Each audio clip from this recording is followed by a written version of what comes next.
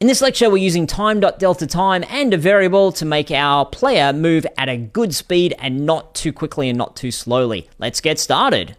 A whole bunch of game development is problem and solution. What's our problem at the moment? Our object is moving really fast.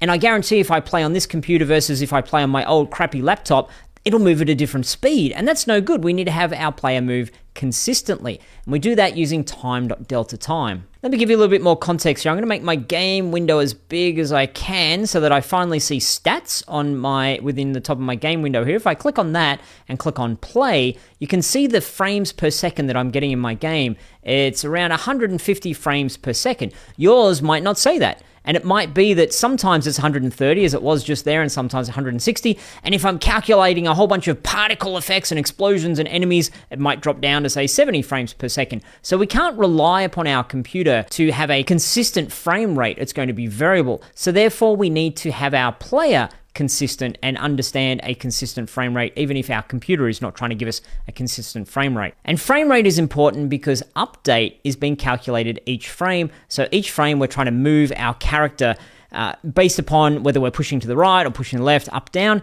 and it's moving it one on the X value or another one, and it'll move it a lot further and a lot faster if we're calculating update a lot more. So let's give a little bit more context to that and talk about using time.deltaTime. So time.deltaTime can tell us how long each frame took to execute. That's what it's doing. So time is the class we're tapping into. The clever folks at Unity have created a delta time value that we can access. And when we multiply something by time.deltaTime, it makes our game frame rate independent. So in other words, the game behaves the same on a fast computer as it does on my slow, crappy laptop.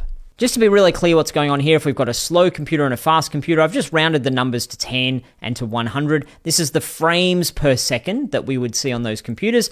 So on our slow computer, if we have 10 frames per second, what that means is each frame is taking 0.1 second to execute. So 0.1 plus 0.1 plus 0.1, we have 10 0.1s happening each second. If it's a fast computer, it might be getting 100 frames per second, in which case each frame is taking 0.01 of a second. So each 0.01 second, there's another frame, another frame, another frame. And after 100 of those have gone by, we've reached our 1 second mark. So to write it out in terms of moving our player 1 unit to the left, we would say 1 unit to the left times 10 frames per second times 0.1, which is the duration of the frame, equals 1. You don't need to worry about this formula so much. I just want to show you that time.deltaTime is this number here that's being calculated constantly by the computer and is making sure it's moving the right distance. So we'll jump back into our code and have a look at this. We've currently got input.getAxis horizontal, and what this is giving us is a number from -1 to 1. -1 is we're pushing left all the way, and +1 is we're pushing right all the way, and 0 if we're not pushing on either of those.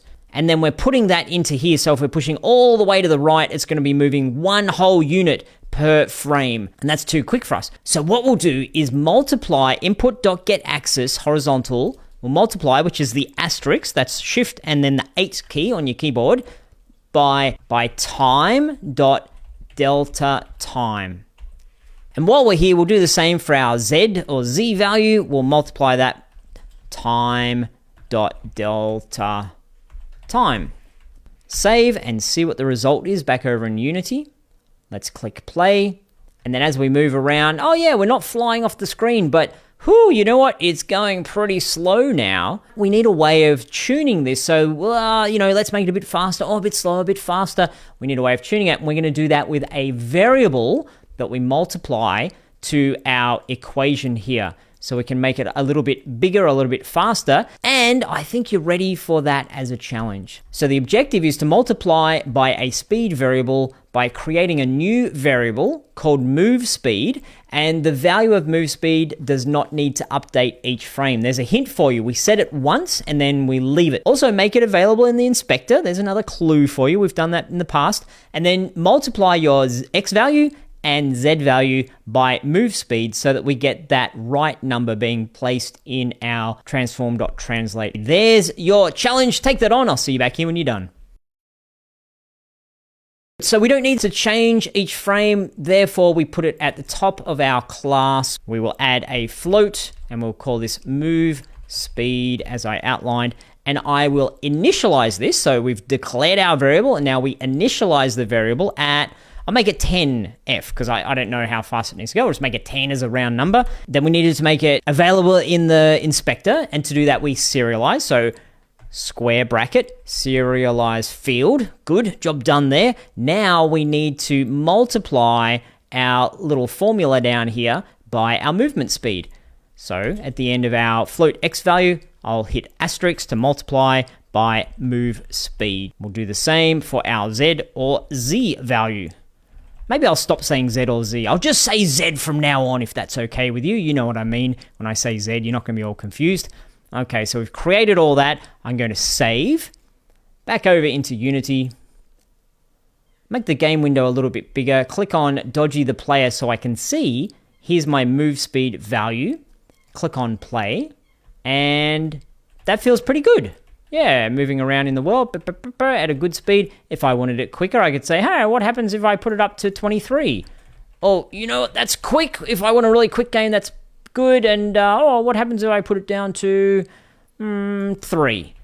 Maybe a little bit slow, but that's good if you want to get more slow precision. For now, I'll just leave it at 10 until I've got more of my game in there, and then I might tune it a little bit more. So there we go. We've got a much better movement system in our game now, and it's going at the speed we'd like it to, with some control over being able to make it faster or slower. Great work. I'll see you in the next lecture.